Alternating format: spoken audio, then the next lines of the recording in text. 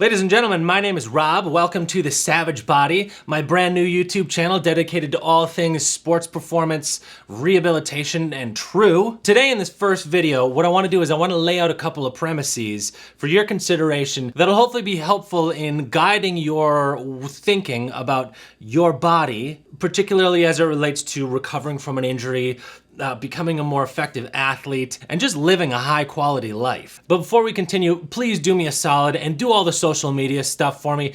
Like, share, subscribe, ask a question, leave a comment. Ultimately, I want to be able to do this more or less full time. And I really can't do this without your love and your support. I don't actually need your love, but I would love to have your support. And honestly, I don't even need that. If I want to do this full time, I'm going to do it full time. That's just the way it's going to be. But it would be nice. So again, do all the social media stuff, hook a brother up. Premise number one, the human body is the product of evolution. We humans are the tip of an evolutionary spear that reaches all the way back through the bad old days to the first spark of life on planet Earth. Fires, frostbite, flood, famines, comets, velociraptors, saber-toothed tigers. Our ancestors got through all of that stuff so we could be here today. Humans, primates, shrews, those weird little fish things that walked up out on the land the first time.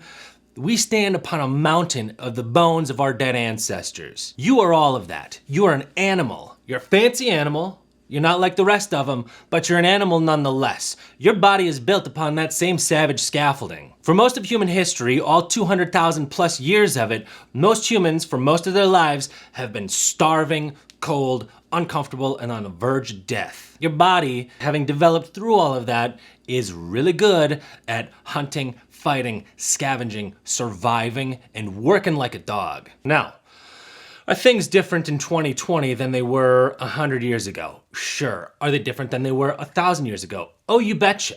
Are they different than they were 2,000 years ago, 10,000, 20,000, 100,000 years ago? Yes, obviously. I'm not saying you should be starving and freezing and uncomfortable right now. And I certainly don't think you should be dying from impacted molars and dysentery. But what I am saying is the human body, the human mind, the human spirit are adapted to work, to survive, to endure hardship. The way we move, the way we think, the way we act, the way that we are, those are all influenced by a revolution, by the gradual accumulation of beneficial mutations.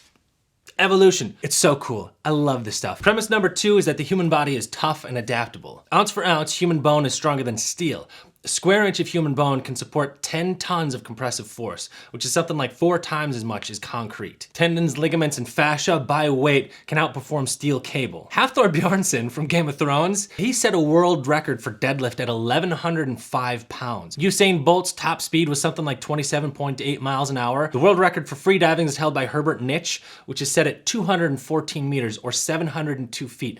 The guy dove 702 feet straight down on a single breath. Alex Segura holds the world record for breath holding at 24 minutes. Actually, it's a little bit over 24 minutes, which is insane. I can't run for 24 minutes without stopping a bunch of times. Jack LaLanne, everybody's favorite OG Instagram pseudo star, when he was 70, towed 70 rowboats a mile through the water while being handcuffed and shackled. That's not even the weird stuff. Phineas Gage, in 1848, he had a 4-foot-long, 1.25 inch solid iron bar blown through his head, out the top through his brain, and went on to live 11 more years, married, with a job, no antibiotics. Might have looked a little funky afterwards, but that's the human body. Ernest Shackleton in 1914 took a crew of 56 men in 2 boats down to Antarctica. Those boats got stuck in the ice and they sank, and they lived on the ice with no boats for another 1.5 years or so before they were rescued. The only casualty of that whole expedition was their cat named Mrs. Chippy, who was a male cat, and they shot the cat because they didn't think that it was going to be able to survive the ordeal. Speaking of tough human beings, think about soldiers. Think about the stories that come out of war, where a soldier will survive a gunfight only to find that there's bullet holes in them that they didn't even know they had. They got sprayed with shrapnel without even knowing. C. Dale Peterson once killed a grizzly bear with his bare hands. Travis Kaufman did the same thing to a mountain lion. Disclaimer, don't fight wild animals. You're gonna lose. Unless you have to fight wild animals, in which case, if you have to fight wild animals, fight wild animals. But don't make that a hobby. Now, many of these previous examples are what I would consider examples of people hitting the genetic lottery. Some of the previous examples were also demonstrations of dedication and focus. I think better examples of how tough we humans all are the Ernest Shackleton expedition, the stories of soldiers surviving and doing all these crazy things, C. Dale Peterson and Travis Kaufman killing wild animals with their bare hands. We've all heard stories of people developing Hulk strength because they have to lift a car off of somebody. We all have a reserve. We all have a well we can draw from full of toughness and abilities that we really didn't know that we had. You're not weak. Humans are insanely tough. We're the toughest thing on the planet, except for tardigrades. Pit bulls are really tough too.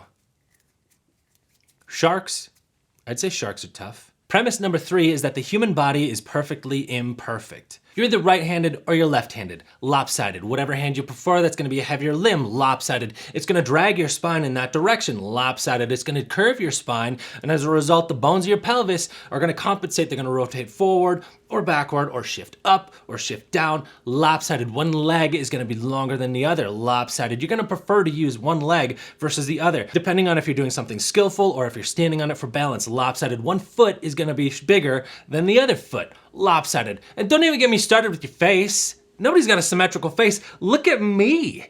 My God. I'm a picture of asymmetry. Your body and your brain understands that this whole thing is lopsided, and it's got a way of managing that. It wraps all the bones and all the structures of your body in muscles and ligaments and tendons and fascia that are full of sensors. It takes the information from those sensors, jacks it into your brain, and your brain looks at this information and you know what it says? Great, good to go, all systems nominal, let's get moving. You're good to go. You can be asymmetrical. You're supposed to be asymmetrical. Anybody that tells you otherwise is clearly not paying attention. You're asymmetrical, and that's normal. Normal. If you get diagnosed with an asymmetry, unless it's from a car accident or an amputation or a stroke or something like that, your asymmetry likely predated that diagnosis. Premise number 4, and this is the last premise, is this. Rehabilitation is training is simple. Whether somebody's recovering from a rotator cuff repair or a rolled ankle, whether somebody is preparing for a bouldering competition or to set a new PR in their deadlift, it boils down to 5 basic principles. Proper loading, proper recovery, proper diet, proper education, and proper mindset. Proper loading is about whether you're overloading, underloading, or loading appropriately. Proper recovery is the same exact thing. Proper recovery also includes sleep. You gotta sleep. Some people think they can get by sleeping 5 hours a night. Sure, yeah, maybe in the short term, but people that sleep 5 hours a night are the people that end up overtrained in the gym because they're under-recovered, or they end up with a much longer recovery process when they're rehabbing from an injury. Proper nutrition is obviously just about eating the right kinds of foods. Eat good food, don't eat bad food. Don't hook yourself up with one of those goofball diets. Don't load yourself up with a bunch of goofball supplements. Proper education is making sure that you know the right kind of stuff that applies to what you're going through. Proper education is also about making sure you're not learning wrong stuff, terrible stuff. Make sure that the ideas and the information that you're consuming are not counterproductive or based in whimsy and nonsense. We're gonna debunk a lot of nonsense on this channel. That's one of the things that I really, really, really love. And the final component is proper mindset.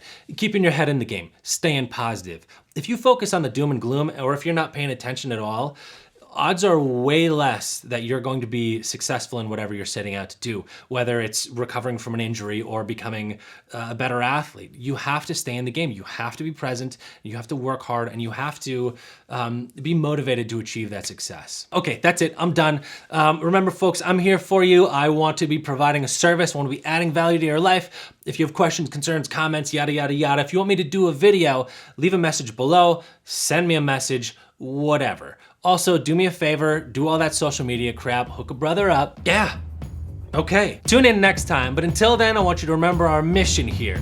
Enlighten the mind, elevate the spirit, and make savage the body.